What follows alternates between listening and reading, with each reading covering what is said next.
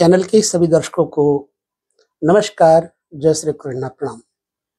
जन्म कुंडली के बहुत सारे तथ्यों को समझने के लिए आपसे मैं कहूँगा कि चैनल पे यदि नए हैं तो सब्सक्राइब जरूर कर लीजिए, क्योंकि हम स्वयं के अनुभव के साथ आपके जो कानों में यह वीडियो देते हैं, आंखों के सामने जो लाते हैं, बड़ा परिश्रम करते हैं। और उसका तात्पर्य यही है कि आम जनमानस को ज्योतिष के बारे में पूर्णतः रुचि, सूची, जानकारी प्राप्त होती रहे। जन्म कुंडली में प्रायः आप देखे करें कि एक ही लग्न में कई बार एक समय में अनेक व्यक्ति पैदा होते हैं। कुछ लोगों को सुख मिलता है, कुछ लोगों को सुख नहीं मिलता, दुख ही मिलता है।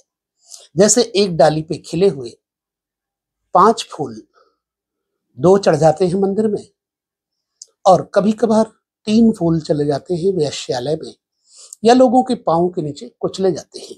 क्यों? ऐसा इसलिए है कि उनके पिछले कर्म के प्रारब्ध के अनुसार उनको भोग मिलते ही रहते हैं। कई बार जुड़वा संतानें होती हैं, एक मूर्ख एक बुद्धिमान होती है। ऐसे कई फिल्में भी आपने देखी होंगी।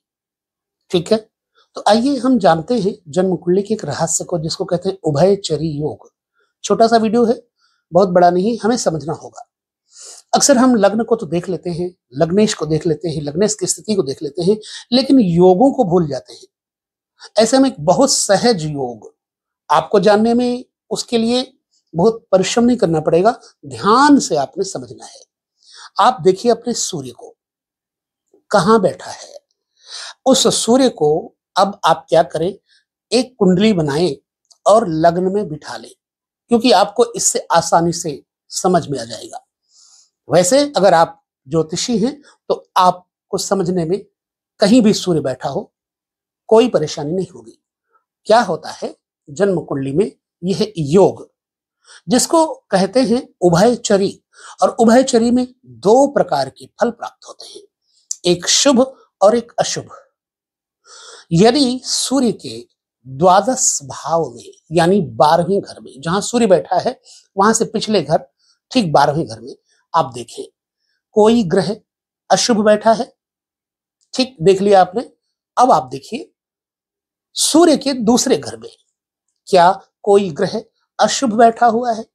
यदि दोनों तरफ 12वें घर में, दूसरे घर में अशुभ ग्रह बैठे हैं तो ये हो गया अशुभ उभयचरी योग। अब इस योग से होता क्या है? नंबर 1, जातक को अपकीर्ति मिलती है। नंबर 2, उसे वेश्यागामी भी कहा जा सकता है, अनर्गल अपने द्रव्य को खर्च करने वाला कहा जा सकता है, नेत्र होते हुए भी नेत्रहीन कहा जा सकता है, मूढ़ कहा जा सकता है। अपने पैसे को वो बचा ही नहीं पाएगा, और पैसा जो है भी वो खर्च कर देता है।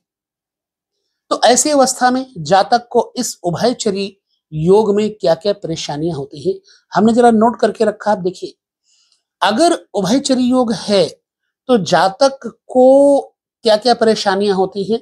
जैसे रोग ग्रसित होता है जातक, दरिद्री होता है जातक, कभी भी स्वतंत्र रूप से कोई कार्य नहीं कर सकता है जातक, मतलब उसको बंधन जरूर होगा, मजबूरी में करना पड़ेगा।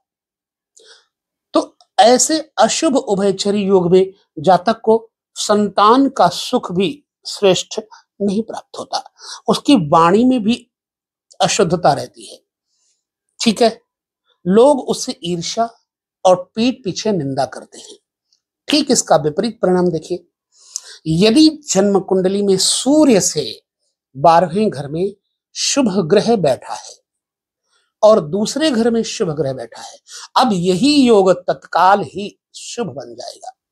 यानी आपका सूर्य शुभ ग्रहों से आच्छादित होने के कारण आत्मबली बना देगा, मनोबली बना देगा, आपको वाणी कुशल बना देगा, चतुर बना देगा, यशस्वी बना देगा, कीर्तिमान, द्रव्यमान, धनवान, पुत्रवान भी बना देगा, और आपके अंदर विद्वता भी आ जाएगी।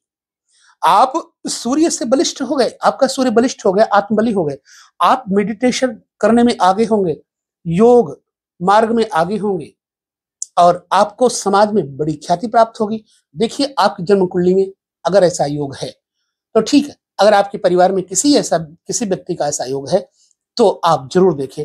यदि अशुभ है उभयचरी तो उसका निदान करिए, और शुभ है तो आनंद करिए और शुभ करिए। तो इस छोटे से योग को आपको समझना बहुत ही आवश्यक है।